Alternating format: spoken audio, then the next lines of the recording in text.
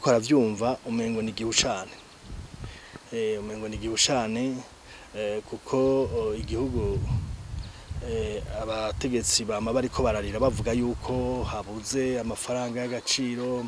hari imigambi itari kwirakogwa ariko ya mafaranga yaboneka ntakore nyene kuyakenera ntayakire ni nkuko utayakira rero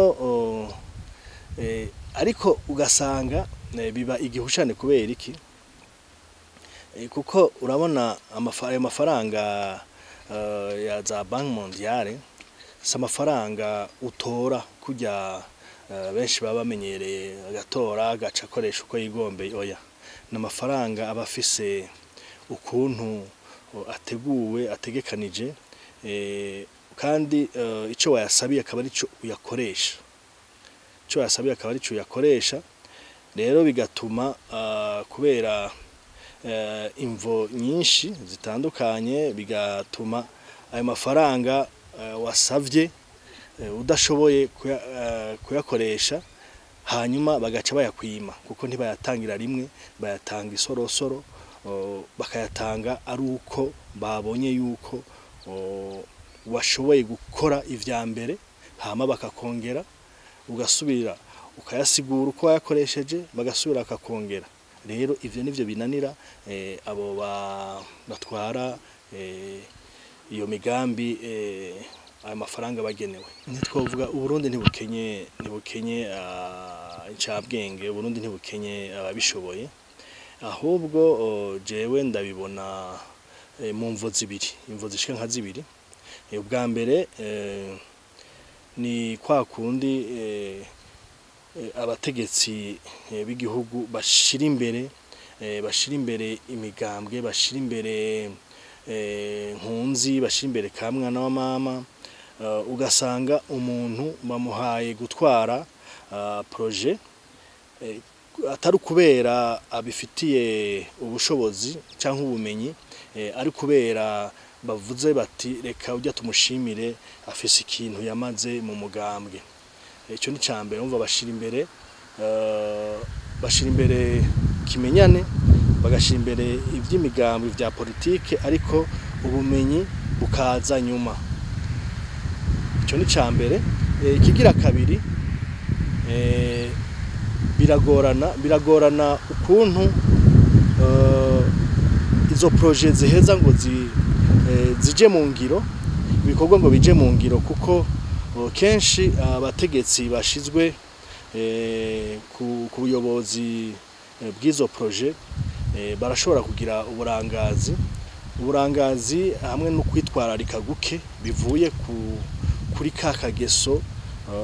kakageso abarundi bamaze kujamwo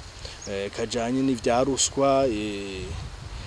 ibijanye n'ubunyonyezi akabona ati ibi bintu bampamagariye gutwara ndabona yuko ataco ndiko ndakuramwo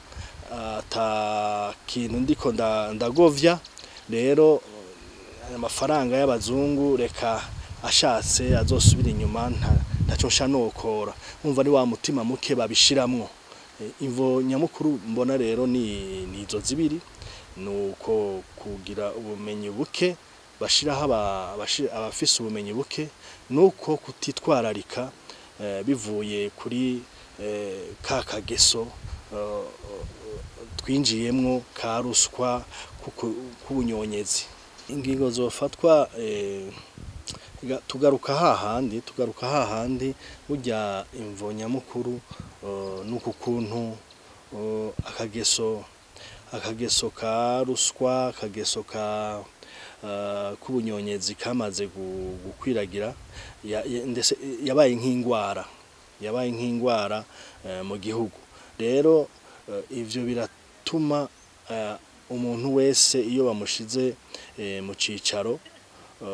kanaka avuga ati reka nkuremwe twanje hakiri kare kuko sinzi ko nzohamara kabiri urumva rero umaze kugira ako kageso ntubu ucitayeho ibikorwa ntubu ucumva ico baguhamagariye kuza gukora ikindi naco nuko hoba ingingo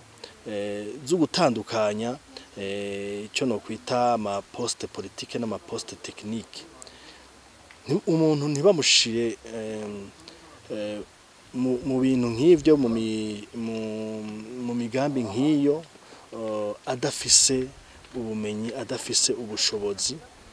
ngo kubera ataco yamaze mu mugambwe wabo, ahubwo bamushireho ubwo bumenyi, bamushirireho ubwo bushobozi bwiwe kugira ngo igihugu gishobore gutera imbere. Ibintu nyamukuru mbona vyokorwa nivyo nukugerageza gushira imbere abantu bafise ubumenyi, abantu bashoboye, hamwe no kugerageza kurandurana n'imizi akageso k'ubunyonyezi, akageso kajanye na ruswa, kugira ngo abantu bakore umutima uri hamwe, udakora uvuga uti jewe reka sahure buca nkugwa buca ngenda. Abantu bakora umutima uri hamwe bakore ico bahamagariwe gukora.